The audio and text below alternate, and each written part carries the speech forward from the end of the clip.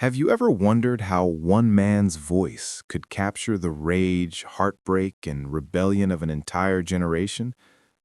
Today, we're talking about Country Joe McDonald, the legendary anti-war singer whose music became one of the loudest and most unforgettable protest cries of the Vietnam era. For millions, he wasn't just a musician, he was the sound of defiance, the sound of a nation tearing itself apart. And now, with his death at the age of 84, the world isn't just losing an artist, it's losing a living symbol of Woodstock, of protest, of rebellion, and of a cultural revolution that changed America forever. But the real story of Country Joe is far more complex than most people realize, because behind the chants, the controversy, and the fame, there was a man shaped by war, contradiction, and a deep understanding of pain. And once you hear the full story, you may never look at the 1960s the same way again. Country Joe McDonald became famous for one explosive reason. He turned anger into music. His name became forever linked to I-Feel-Like-I'm-Fixin To-Die Rag, the anti-war anthem that ripped through the American conscience during the Vietnam War. It wasn't polished, it wasn't safe, and it certainly wasn't designed to comfort anyone. It was sharp, mocking, rebellious, and impossible to ignore. At a time when young Americans were being sent halfway across the world to fight and die, Country Joe delivered a song that mocked the machinery of war with brutal honesty. That song didn't just entertain crowds, it provoked them, it awakened them. It gave a furious generation something to scream back at the system. And in that moment, Country Joe stopped being just another folk rock performer. He became a political lightning rod. But what makes his story even more fascinating is this. Country Joe McDonald was not simply an outsider throwing stones at America from a distance. Before becoming an anti-war icon, he had actually served in the U.S. Navy in the late 1950s, stationed in Japan. That detail changes everything. Because this was not a man who knew military life only from newspaper headlines or campus protests. He had lived inside that world. He understood its culture, its discipline, and its emotional cost. That experience gave his music an unusual power. His criticism of war did not come from ignorance.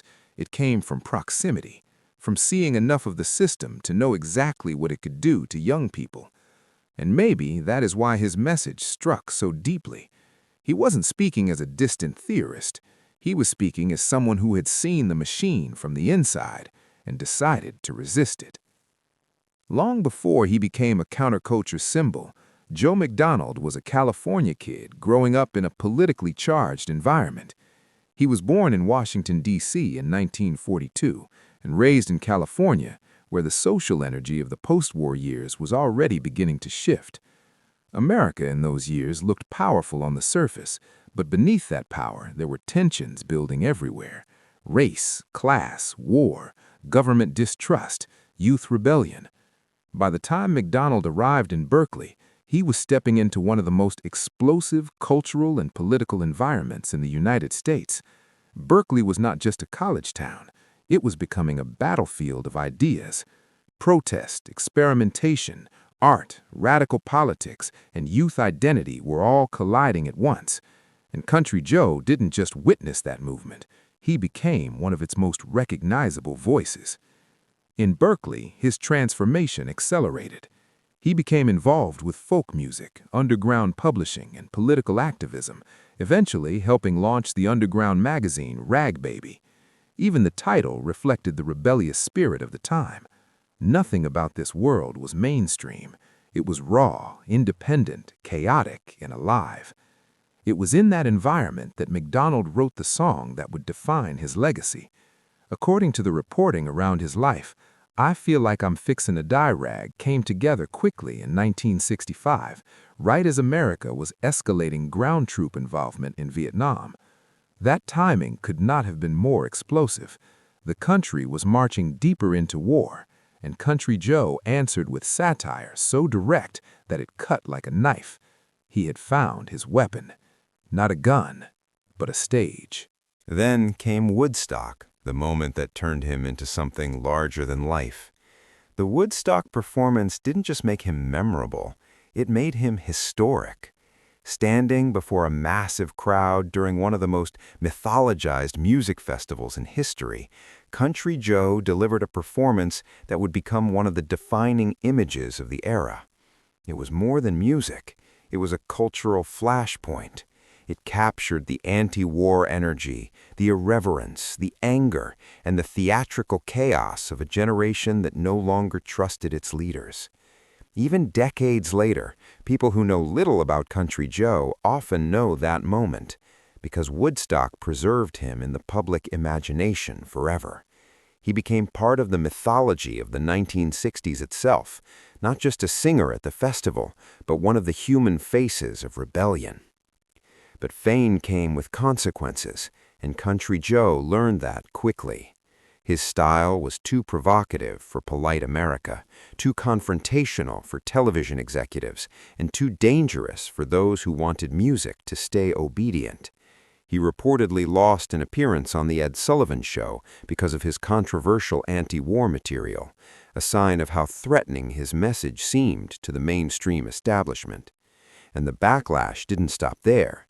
Even after Woodstock, he faced legal trouble connected to the provocative chant that opened one of his most famous performances. He was arrested and fined. A reminder that in that era, protest was never just symbolic. It came with risk. That is what makes his legacy so powerful. He wasn't simply selling rebellion as an image. He was living the consequences of it. Yet one of the most moving parts of Country Joe McDonald's story is that he was never trapped in a single role. He was not just the angry protest singer, frozen in time. As the years passed, he became more reflective, more layered, and in many ways more human. He expressed sympathy not only for protesters, but also for veterans who had carried the wounds of Vietnam long after the headlines faded. That emotional complexity matters. It shows that his understanding of war was not shallow or performative. He knew that history leaves scars on everyone, even on those standing on opposite sides of the same argument. In the 1990s, he was involved in efforts connected to a Vietnam Veterans Memorial in Berkeley, a gesture that symbolized reconciliation rather than division. For a man once known for mocking war in public song, that later chapter reveals a deeper truth. Country Joe was not driven by hatred, he was driven by conscience. His life also carried the intimate personal losses that often hide behind public legends.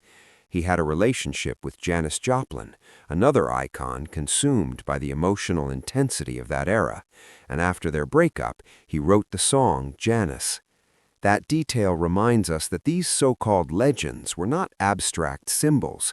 They were fragile, emotional, often wounded human beings living at the center of a decade that burned bright and burned fast.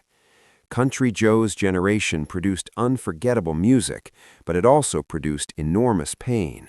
Broken relationships, political despair, addiction, disillusionment, and the collapse of innocence were all part of the price.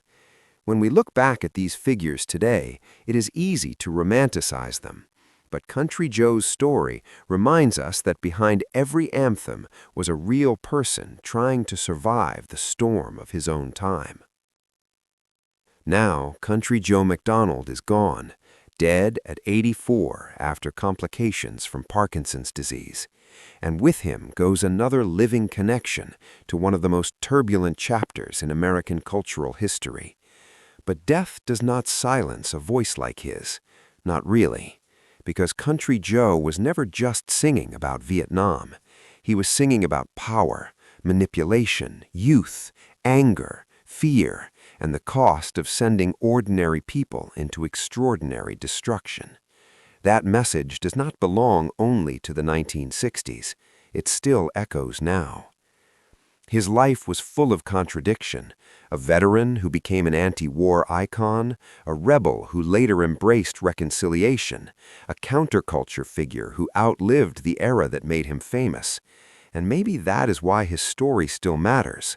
Because the truth is, Country Joe McDonald did not simply soundtrack a generation, he exposed it. And even now, long after the applause has faded, his voice still forces us to ask an uncomfortable question. When history demands silence, who will dare to sing?